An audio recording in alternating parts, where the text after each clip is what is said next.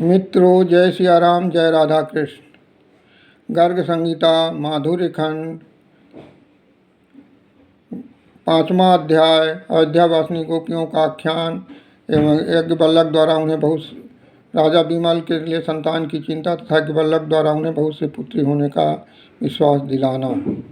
नारद जी कहते हैं कि राजन, अयोध्यावासी गोपियों का आख्यान सुनो, जो चारों पदार्थों को प्रदान करने वाला है। मिथिलेश्वर सिंधु देश के चंपकापुर नाम की एक नगरी थी, जिसमें धर्मपरायण विमल नाम के राजा राज्य करते थे। वे कुबेर के समान कोष से संपन्न थे तथा महामनुष्य थे। वे भगवान विष्णु के भक्त और प्रसन्नचित्त महात्मा थे। वे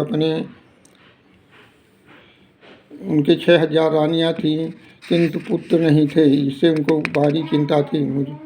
उनको यह लगता था कि मैं कौन सा पुण्य करूं जिससे मुझे पुत्र की प्राप्ति हो। एक दिन उनके घर में यज्ञवल्लभ मुनि आए। उनका आदर सत्कार करके पूजन आदि करके उन्होंने उच्च सिंहासन पर उन्हें बैठाया।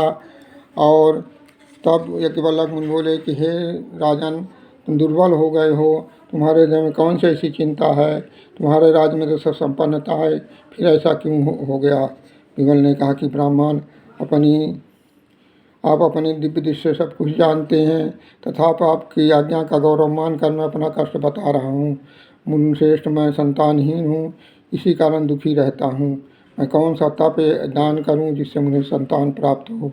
नारद जी कहते हैं, विमल की यह बात सुनकर यज्ञवल्लभ ने ध्यान किया, जिस तप पाया। तो यज्ञवल्लभ बोले, राजन, इस जन्म में तुम्हारे भाग्य में पुत्र नहीं है, किंतु निपश्रेष्ठ तुम्हें पुत्रियां करोड़ों की संख्या में प्राप्त होंगी।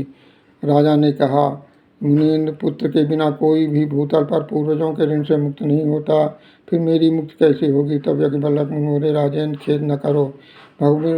भविष्य में श्री कृष्ण का अवतार होने वाला है, तो उन्हीं के कालांतर में दहेज के साथ अपनी पुत्रियां समर्पित कर देना, इससे तुम्हारे पिता और तुम मोक्ष को प्राप्त होगे। नारद जी कहते हैं कि महामुनि यह वचन सुनकर राजा को बड़ा हर्ष हुआ। उन्होंने महर्षि यज्ञवल्लभ से अपना संदेह पूछा।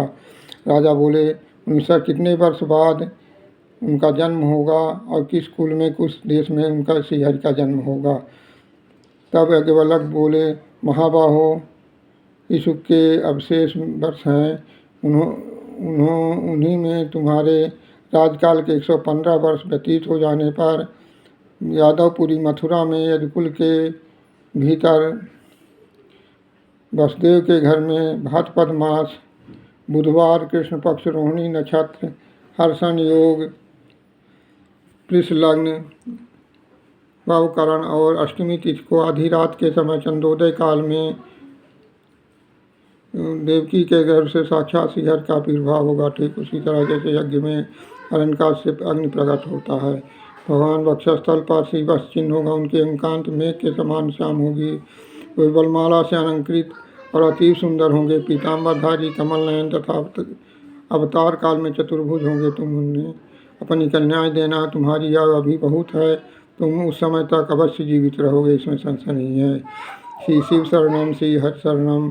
शेष अगले भाग में। धन्यवाद।